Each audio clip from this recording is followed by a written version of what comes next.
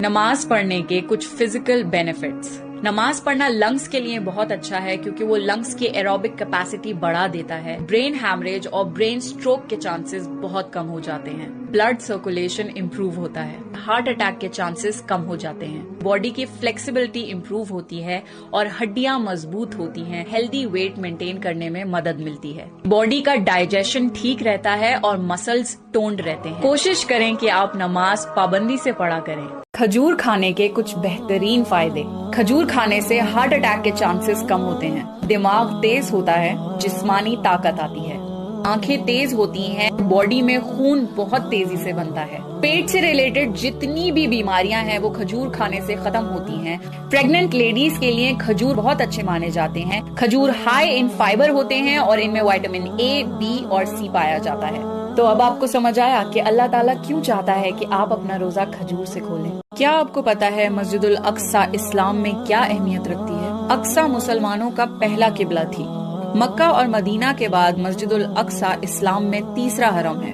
قرآن میں اقصی کا 70 مرتبہ ذکر ہے۔ اللہ نے قرآن میں خود مسجد الاقصی کو ایک مبارک جگہ کا مقام دیا ہے۔ اس جگہ کئی نبی، رسول اور صحابہ دفن ہیں۔ معراج کی رات حضور صلی اللہ علیہ وسلم مسجد الاقصی سے عرش پر اٹھائے گئے تھے۔ اقصی کی حفاظت ہر مسلمان کی ذمہ داری ہے۔ اسلام میں بیٹیوں کو رحمت سمجھا جاتا ہے، بوجھ نہیں۔ حضور صلی اللہ علیہ وسلم نے فرمایا ہے کہ وہ عورت خوش قسمت ہے جس کی پہلی اولاد ایک بیٹی ہو۔ حضور صلی اللہ علیہ وسلم نے یہ بھی فرمایا ہے کہ جو بھی اپنی بیٹیوں کو محبت سے اور ان کے سارے حق دے کر پالے گا تو قیامت کے دن یہ بیٹیاں اس کے لیے جہنم سے رہائش کا ذریعہ بنیں گی۔ بیٹیاں اللہ کی رحمت ہیں، تو اس تحفے کو محبت سے رکھیں۔ آپ کا لائف پارٹنر اللہ نے آپ کی پیدائش سے پہلے ہی لکھ دیا ہے۔ آپ کی روح آپ کے لائف پارٹنر کے ساتھ بنائی گئی تھی۔ آپ کا نکاح جس سے ہونا ہے اس کا نام آپ کے نام کے آگے کئی ہزار سال پہلے لکھا جا چکا ہے۔ جو آپ کی قسمت میں ہوگا وہ آپ کو مل کر رہے گا۔ تو پریشان ہونا چھوڑ دیجئے اور اپنے لیے اور اپنی آنے والی زندگی کے لیے بہترین دعائیں مانگا کریے، کیونکہ آپ کی دعائیں قبول ہو کر آپ کی زندگی خوبصورت بنا سکتی ہیں۔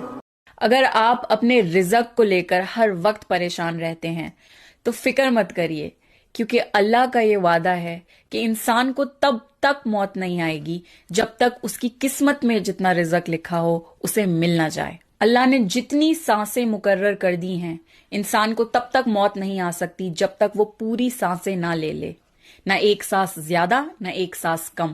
جب تک آپ اپنی قسمت میں لکھا ہوا کھانے کا ایک ایک دانہ کھا نہ لیں۔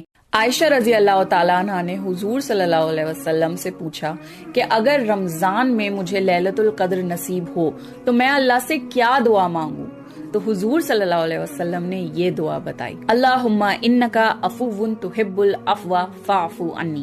اے اللہ، تو معاف کرنے والا ہے اور معاف کرنے کو پسند کرتا ہے، بس تو مجھے معاف فرما دے۔ کوشش کریں کہ لیلۃ القدر میں یہ دعا 5 چیزیں جو آپ کو لیلۃ القدر یعنی شب قدر میں ضرور کرنی چاہیے۔ اپنے گناہوں کی معافی مانگیں۔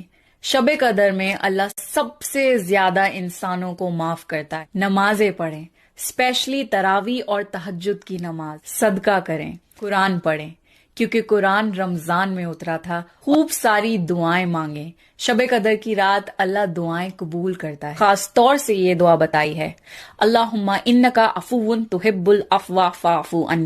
کیا آپ کو پتا ہے کہ جہنم میں ایک کولڈ پورشن بھی ہے جس کا نام ہے زمہریر، جہاں پر سردی کا عذاب ہوگا۔ زمہریر میں اتنی سردی ہوگی کہ جہنمی اللہ سے بھیک مانگیں گے کہ انہیں تھوڑی سی گرماہٹ مل جائے۔ اتنی شدید سردی کہ آپ کی سکن کو جلانے لگ جائے۔ حضور صلی اللہ علیہ وسلم نے ایک خاص دعا بتائی ہے، اللہم اجرنی من زمہریر جہنم۔ O Allah, save us from the extreme cold of جہنم۔